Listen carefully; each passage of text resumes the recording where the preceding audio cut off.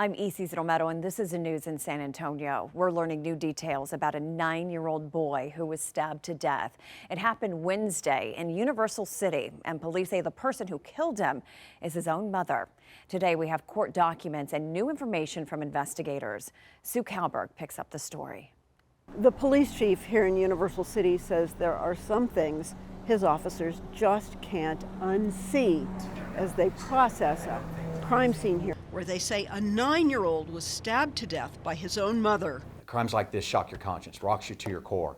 You can't unsee some of the stuff that you see, and you can't understand why it would happen. The chief says all the officers and the medical personnel who handled the scene have been offered a chance to talk to counselors. An arrest affidavit says the boy's father returned home from working a late-night shift and found Wilma Medina, the boy's mother, attacking his son with a knife, and the boy's wounds proved to be fatal. Police say the father restrained Medina until officers arrived, and then they say she went for a knife and slashed herself as well. There initially was some difficulty getting the suspect into custody, but they were able to they did a phenomenal job of doing that, preventing that individual from being harmed to the degree they possibly could, and they were able to take her into custody and really save her life. Medina remains in the Bexar County Jail. Her bond is set at $600,000 with many restrictions if she's able to post bail, including house arrest with a GPS monitor. The police chief says he's proud of the community here in Universal City who is offering support to the dad who lost his son. They say he is a police officer in a neighboring city, and the family is asking for privacy. In Universal City, Sue Kalberg, KENS 5. The teenager who shot and killed a man during a carjacking in a Walmart parking lot last year was sentenced Thursday. Meredith Haas was in the courtroom as the punishment was announced. After hearing a statement from Pazir's family, that teen started crying in court today. Now, after pleading guilty to murder, he will spend 40 years in prison. This act of violence that took our father's life has continued to impact our family since April 6, 2024. The day 65-year-old Mohammed Pazir was gunned down in a Northeast Side Walmart parking lot during an attempted carjacking. His family's pain began. Today, their voices were heard in court as they found justice. Every day we wake up to the reality that he will never walk through our door again. Every family gathering has an empty chair. The 14-year-old now pleading guilty to his murder. That is one of the nicer letters. These people clearly just want you to understand the impact of what you did. And I think you're just starting to understand that impact.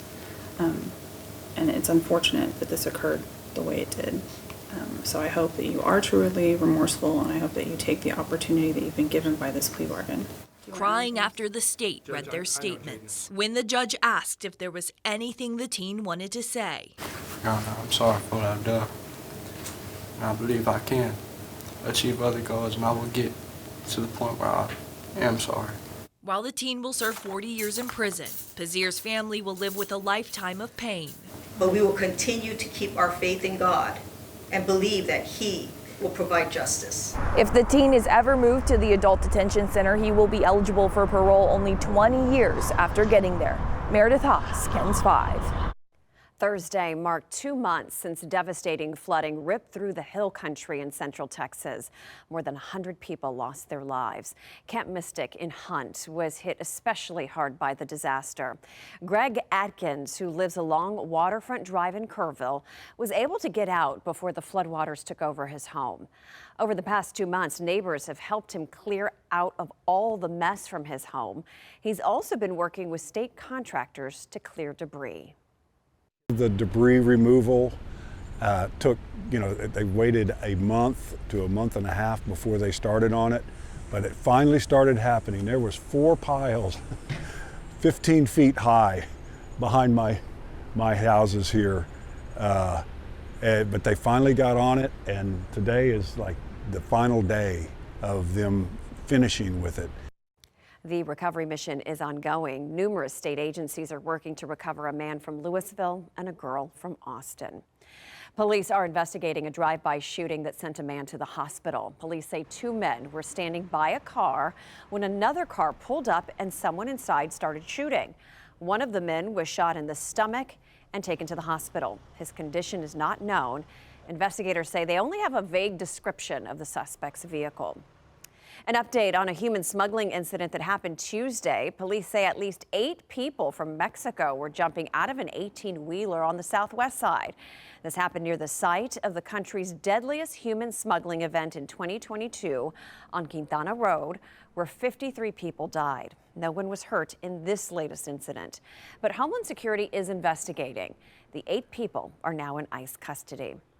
2 men and a woman were arrested after sheriff's deputies say they caught them with a trash bag full of stolen mail. Jason Walsh, Ashley Salisi, and Dakota James Mills are now facing felony mail theft charges. According to BCSO, an off-duty postal employee saw a man using a mail key to access mailboxes and took the mail inside. That same witness gave deputies a vehicle description, and investigators were able to stop the matching Chevy Silverado. Inside, deputies say they found a large trash bag with stolen mail inside, along with a gun and drug paraphernalia. After years of hardship, a single mother and 2-time cancer survivor is getting a life-changing gift: the keys to a reliable car. The San Antonio mom works at school, attends college full-time, and is building a brighter future for her 11-year-old son who lost his father. The nonprofit Driving Single Parents turns hope into reality by handing over the keys to a deserving family. Organizers say these keys unlock more than a car. They open doors to hope, security, and new possibilities. The mom picked up her vehicle Thursday afternoon at McCombs Ford West. Well, one person in San Antonio is a whole lot richer. They claimed a winning $1 million scratch-off ticket. Lottery officials say the game is called Premier Play. It sells for $30. They also say it's the first of 10 $1 million top prizes to be claimed. The winner chose to remain anonymous. And that's the news in San Antonio.